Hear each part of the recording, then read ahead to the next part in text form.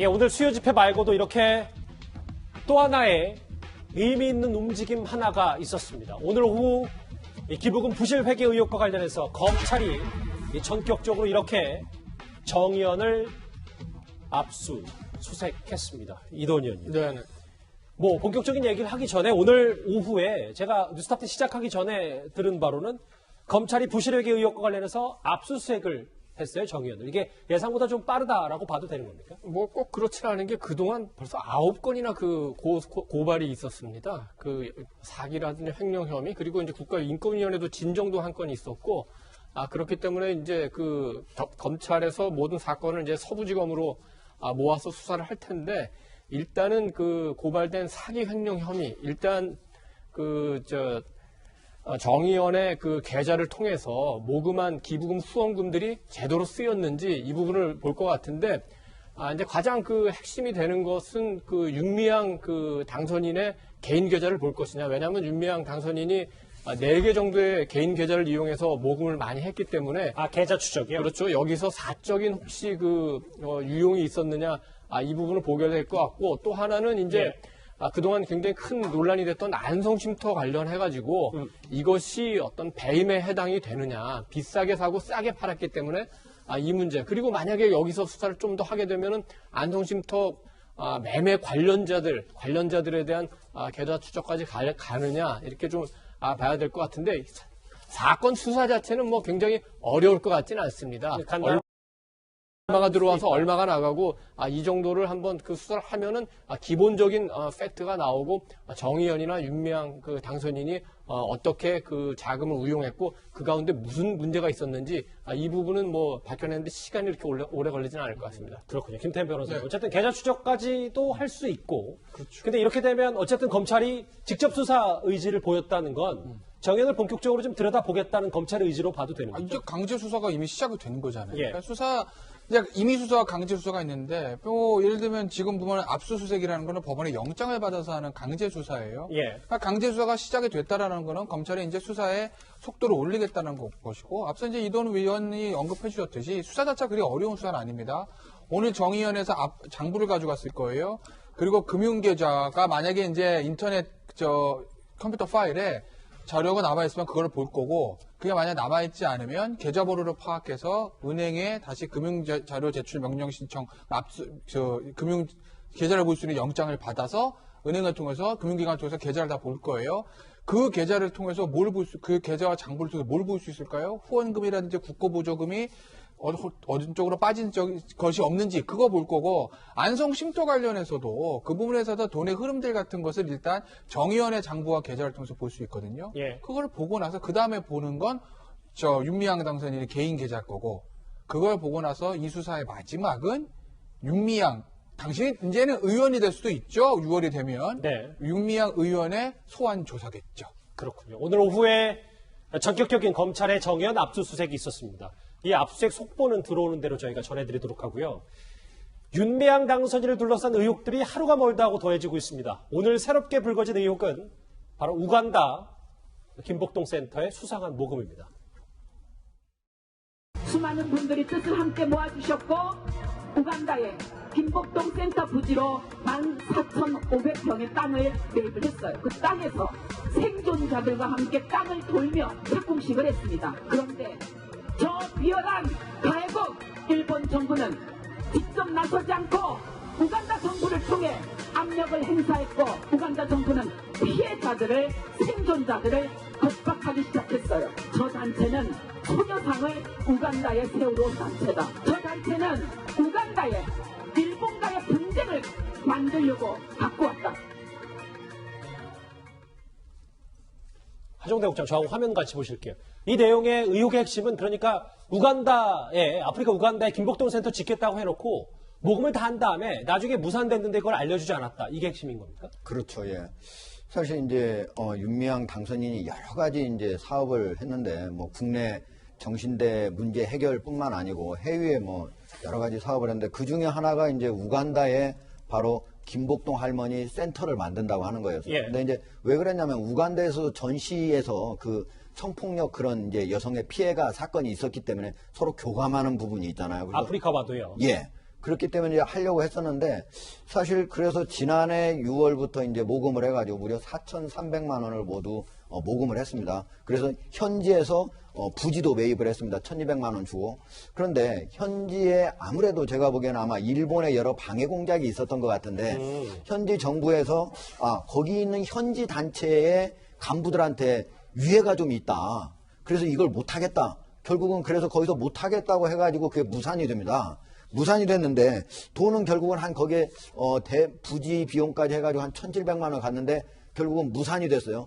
그런데도 불구하고 이것이 마치 전체 집회에서 다 진행이 되는 것처럼 얘기하고 그 다음에 안 된 것 자체 어떻게 안 되고 그 다음에 그러면 얼마가 남았고 어떻게 쓰고 얘기를 해줘야 될 거 아닙니까? 이런 것들이 전혀 해명이 되지 않았다는 거죠. 이런 일들이 계속되면서 결국은 정의연에 대한 어떤 모금 활동 여기에도 악영향을 미치게 되는 거죠. 우간다 현지 단체 대표가 작년에 이 수요 집회에 참석을 한 적이 있었는데요. 당시 목소리 좀 듣고 오겠습니다. I think it's not my first time to be here. I'm so excited for your home to be in Uganda. Kim Bok-dong, I'm taking Kim Bok-dong home to Uganda. Thank you for the donation given for the center. Thank you so much. 그런데 김종욱 교수님, 여기서도 좀 면밀히 봐야 될 건 물론 무산된 거 네네. 그리고 할머니들을 앞세워서 모금 활동하는 것도 뭐 의혹입니다만 진실 공방으로 흐르는 것도 있어요. 어떤 부분입니까? 그러니까 지금 아찬 실비아 대표라는 사람이 작년 6월 19일 날 한국을 방문했는데 김복선 씨가 건립기금 명목으로 그 기록은 할머니한테 500만 원인가를 직접 전달받은 장면이 있기 때문에 예. 이 사실관계가 어떤 건지 정확히 확인이 안 되는 거기 때문에 저는 사실관계를 확인할 필요가 분명히 있을 것 같아요. 왜냐하면 일본이 다 아시지만 소녀상 문제와 관련해서도 전 세계적으로 로비를 하면서 저희 우리가 밝히려고 하는 진실들을 엎으려고 하는 일들을 많이 하고 있기 때문에 아마 저기 우간다 같은 경우도 그런 상황이 분명히 있을 수 있다는 생각이 들기 때문에 그 부분은 좀 정확히 사실관계를 확인한 다음에 저 부분에 대해서 비판을 하더라도 비판을 할 필요는 분명히 있을 것 같고요. 예. 하지만 그건 별건으로 하더라도 적어도 이런 일을 하려고 한다면 이런 일을 한다.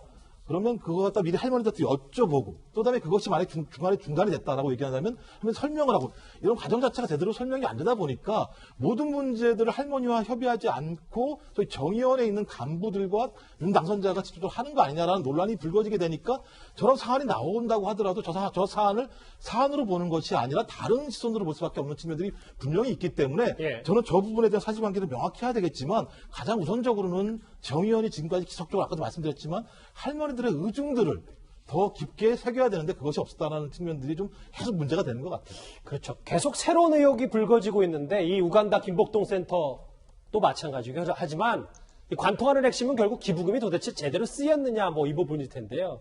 실제로 기부금에 대한 부정적 여론을 잠재우기 위해서 정의원은 지난 11일에 기자회견을 자청해서 이렇게 해명을 했었습니다.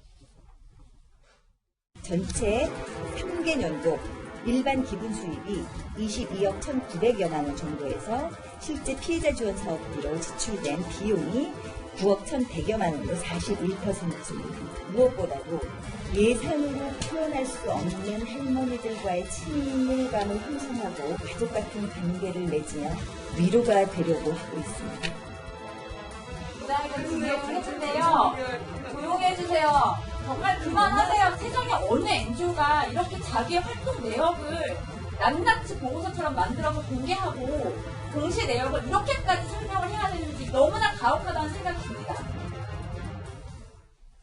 이 우간다의 김복동 센터 말고도요, 이도원 의원님. 네네. 오늘 또 다른 새로운 의혹 하나가, 그러니까 소녀상 배지 만드는 추모 제품, 거기서도 이 정의원에 기부를 했는데, 이게 또 기부한 돈이 국세청, 글쎄요, 공시, 여기에도 좀 누락이 됐습니다. 그렇죠. 정의원이 여러 기업에서 그 기부를 받지만 이 마리몬드라는 그 기업에서 받는 기부금이 왜 특별하냐면 예. 잠시 말씀하신 대로 그 위안부 할머니 관련된 그 소녀상 배지 이런 거를 팔아서 하는 사회적 기업이고 이게 50% 이상을 그 정의원에 그 기부를 합니다. 그렇기 때문에 어느 기업이 주는 그 기부금보다도 좀 더 투명하게 이 회계 처리를 할 필요가 있는데 최근 몇 년간 국세청 공시 자료를 보면은 어떤 해에는 받았던 그 몇억 원을 아예 누락하는가 하면은 아니면은 그 굉장히 숫자를 낮춰가지고 공시를 했기 때문에 이것이 단순한 그 회계 실수인지 아니면 마니몬드로부터 들어온 그 기부금 가운데 일부가 유용됐거나 횡령됐는지 이 부분에 대한 의혹이 있는 거고 이제 검찰 수사가 시작이 됐기 때문에 이 부분도 명확하게 밝혀질 것 같습니다. 아까 지난 11일에 저렇게 화면에 보시는 정의연 측이 왜 이렇게 가혹하게 현미경으로 우리를 재단하고 바라보느냐라고 주장을 했는데 하정대 국장. 그런데 사실 1원까지 공개하는 시민단체들도 사실 대부분 많잖아요. 예. 지금 저기 승일 희망재단은 루게릭병 환자들을 이제 지원하는 단체인데요. 맞아요. 직원이 4명뿐이 안 됩니다. 4명뿐이 안 되는데 지금 화면 보시면 알겠지만은 2,000원, 200원 들어온 것까지도 모두 적잖아요. 지출은 보면은 SMS 이용료, 저게 이제 문자 메시지를 발송한 돈입니다. 400원. 그리고 등기부 등본 발급한 거 1,000원. 이런 것까지도 자세히 줬습니다. 저기에 보면은 한 달에 자신들의 그 보고서, 지출 수입 보고서가 30쪽에 달한다 보니까 매일 1쪽씩 A4 용지로 한 장씩 적은 거예요. 저거 아주 2,000원, 뭐 200원 이런 것까지 자세히 적어서 작은 예산인데도 저렇게 하는데 정의연처럼 1년에 수억 원씩을 이렇게 쓰고 심지어 정부의 보조비도 받고 후원금도 여러 단체, 100여 개 단체에서 받는 데가 과연 90년대 초기에 그런 방식, 90년대 초기에는 국가에서 전혀 지원비가 없었거든요. 예. 그때는 자기 돈을 호주머니를 털어서 한 적이 많았기 때문에 그냥 쓰지도 않았다고 합니다. 근데 그런 때 방식을 지금까지도 유지하면서 그거를 공개하라고 하는 것이 너무한다 이렇게 얘기하는 거는 진짜 납득할 수 없는 얘기죠. 그래서 오늘 오후에 검찰이 전격적으로 압수수색을 시작했기 때문에 이런 부분, 계좌, 그리고 회계 누락 다 들여다보고 있을 겁니다. 그런데 지금까지는 정의연의 기부 자체에 좀 집중해봤는데요. 기부금 자체요. 그런데 윤미향 당선인 개인 의혹도 여전히 빼놓을 수가 없습니다. 제가 상주로 장례위원회를 꾸렸고 상주로서 당시에 이제 제 명의로 상주인 제 명의로 계좌를 냈어요. 김태현 변호사님. 네.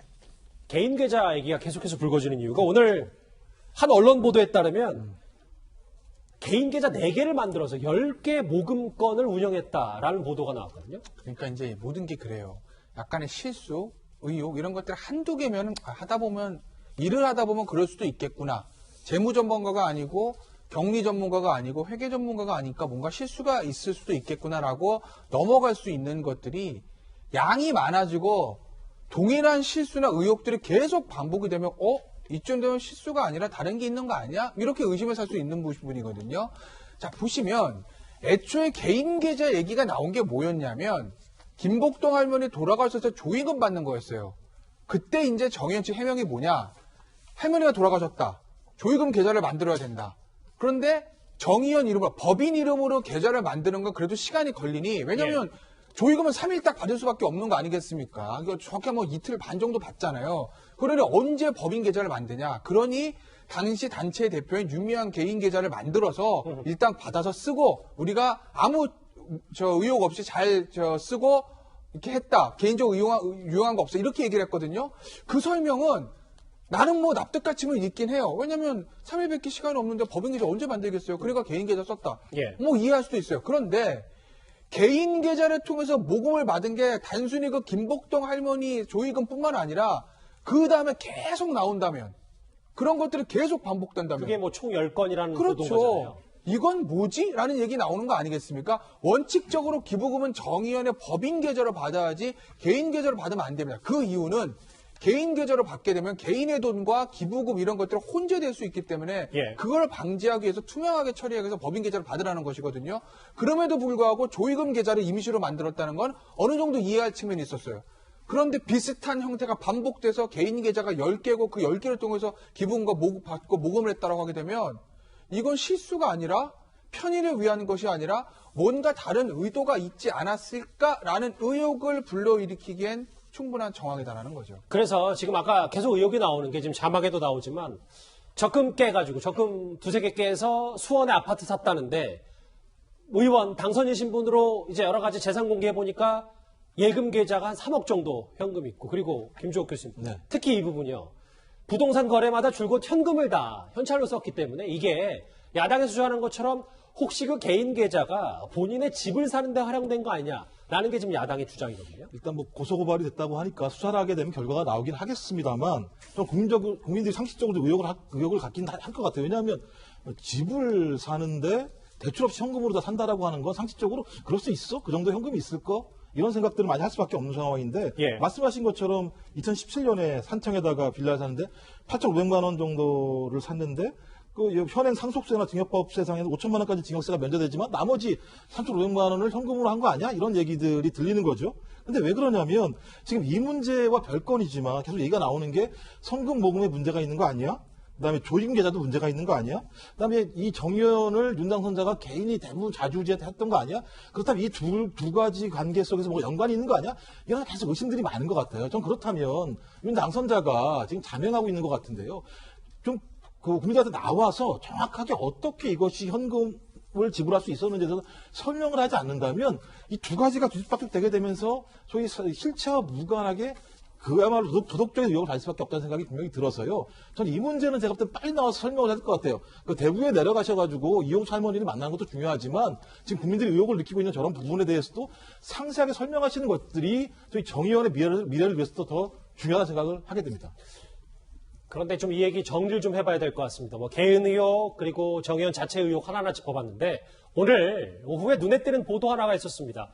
어젯밤 윤미향 당선인이 이용수 할머니를 대구에서 만났다는 건데요. 먼저 민주당의 강훈식 대변인 목소리부터 듣고 오겠습니다.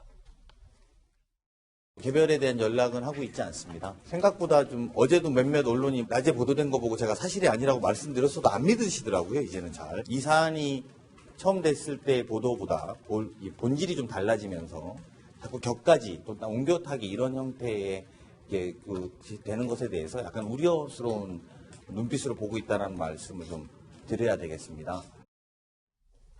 오늘 한 보도에 따르면요, 이동윤. 네. 10분 독대를 했고 윤미향, 이용수 할머니 두 사람이 만났는데 용서를 좀 했다는 겁니까? 안 했다는 겁니까? 그러니까 윤미향 당선인이 지난 7일 날 이용수 할머니가 기자회견을 한 이후에 몇 차례 그 면담을 갖고 싶어 했는데 이용수 할머니가 만나주지 않았죠. 어제 저녁에 이제 10분 정도 만났다고 하는데 예. 뭐 얘기가 썩 잘 된 것 같지는 않는 지금 분위기입니다만 사실 그 자리에서 어떤 얘기가 나왔든 간에 지금 상황의 본질은 그게 아닌 것 같고 지금 이 문제는 지금 위안부 활동을 둘러싼 문제는 이용수 할머니와 윤미향 당선인 두 사람의 지금 관계의 차원을 넘어선 것 같습니다. 우선 그 윤미향 당선인 본인과 정의연의 회계 부정 관련된 의혹들 또 안성쉼터 관련된 배임과 관련 의혹들 이 부분은 그대로 남는 거고 두 분이 어떤 뭐 화해를 했던 아니면 더 신경전을 벌이던 그리고 앞으로 이 정의연과 정대협의 활동 방향 이런 것과 관련해서도 근본적인 그 차이가 보이지는 근본적인 그 합의점이 보이지가 않습니다. 왜냐하면은 정의연은 앞으로도 여성 인권이라든지 일본의 만행 폭로라든지 어떤 그 반일이 포함된 이런 활동으로 할 것 같고 이용수 할머니를 비롯한 지금 18분의 생존한 그 위안부 피해자분들은 더 늦기 전에 그 일본으로부터의 그 사과 배상을 받고 이 문제를 마무리하고 싶어 하는데 이 문제가 지금 해결이 잘 안 되고 있죠. 그렇게 하다 보면 물론 결국은 이제 문재인 정부가 이 문제를 일본 정부와 협의해야 되는 문제도 남아 있습니다만 정의연 차원 이 차원에서도 이 문제가 이렇게 쉽게 해결될 상황은 아닌 것 같습니다. 그러니까 두 사람이 앙금이 풀린다고 해서 이 기부금 논란이 없었던 일이 되는 건 전혀 아니니까 김태현 변호사. 네.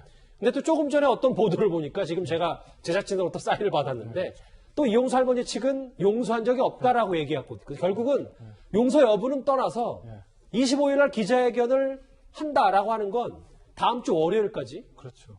윤미향 당선인이 사퇴를 안 한다라고 봐도 되는 겁니까? 글쎄 뭐 그거 꼭 그렇게 볼 수는 없죠. 왜냐면 이제 오늘 지금 수요일이잖아요. 오늘 이제 압수수색이 됐어요. 뭐 압수수색 정의연이 압수수색 됐고 압수물 분석하고 뭐 검찰발 어떤 기사들이 쏟아질지는 모르겠지만 계속 윤미향 당선인을 향한 어떤 의혹들이 제기가 되면 글쎄 뭐 상황은 어떻게 될지 모르는 건 아니겠습니까? 물론 가장 중요한 건 25일 날 이용수 할머니의 기자회견 내용이기 때문에 윤미향 당선인 입장에서 그건 아마 지켜보고자 하는 어떤 그런 욕구는 있을 거예요. 왜냐하면 10분 동안 두 사람이 어떤 대화를 했는지 모르지만 나온 보도가 전혀 다르거든요. 처음에 나온 보도는 용서했다. 나중에 나온 보도는 이용수 할머니 측 용서고 뭐고 그런 적 없다. 그렇죠. 안아달라고 그래서 그냥 안아줬을 뿐. 이런 내용이거든요. 그러니까 당시에 10분간의 독대를 둘러싼 이용수 할머니와 윤미향 당선인 해석이 완전히 다른 거잖아요. 그렇다고 보면 역시 핵심은 다음 주 월요일 날 이용수 할머니가 어떤 내용의 기자회견을 하느냐, 기자회견에서 어떤 말씀을 하시느냐가 가장 중요한 것 중에 하나가 될 거니 일단 윤미향 당선인은 그때까지는 뭐 이 상황을 좀 지켜보려고 할 것 같고 민주당도 아마 그 상황을 좀 지켜보려고 할 것 같은데 역시 오늘 압수수색에 있은 검찰 쪽에서 어떤 것들이 터지느냐에 따라서 그 상황은 또 다르게 흘러갈 가능성을 배제할 수는 없는 거죠. 알겠습니다. 글쎄 두 사람이 만났는데 만난 것 말고 용서를 했냐 안 했냐 이제 더 이상 뭐 그게 중요한 문제는 또 아닌 듯 보입니다.